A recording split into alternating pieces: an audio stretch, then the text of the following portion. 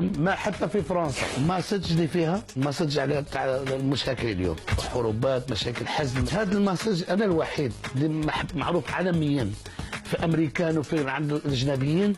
خالد ما بده بالسياسه، خالد معروف يغني حب وحريه، وهو اللي جامع كل الاخوان. زي ما كشفنا قبل كده، الكليب هيكون رحله عبر الازمان، وهيبقى فيه الشاب خالد بيدور على مكان يغني فيه اغنيته بعيد عن الحروب والنزاعات. اول تايم نخلط فيه بلد نخلط فيها سنايبر، فيها حروبات، فيها هذه ماهيش بلادي بالمعنى، تفهم. من بعد نطير طف نختفي، من بعد كان نسافر كما نسافر بالموسيقى تاعي، ما نقولكش كثير صحيح. وعشان يدعم موضوع الاغنيه، الشاب خالد كان حابب يعمل تاثير عالمي عن طريق ديو مع فنانه امريكيه. قالوا شو تبغي، شو تختار؟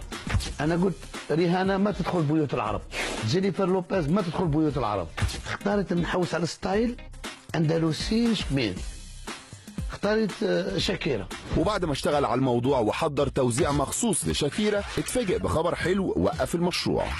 كانت بالحمل اوكي، وطولت علينا باش على الجواب، باش تعطينا الاوكي وكذا وكذا. قال لك لا، حبيت خالد وحده راني سمعت وحده راه مطربق الدنيا، ما بحتاج ديوات.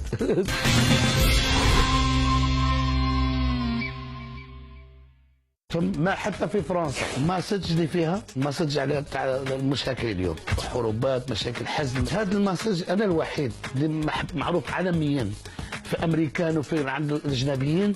خالد ما بده بالسياسه، خالد معروف يغني حب. تاثير عالمي عن طريق ديو مع فنانه امريكيه.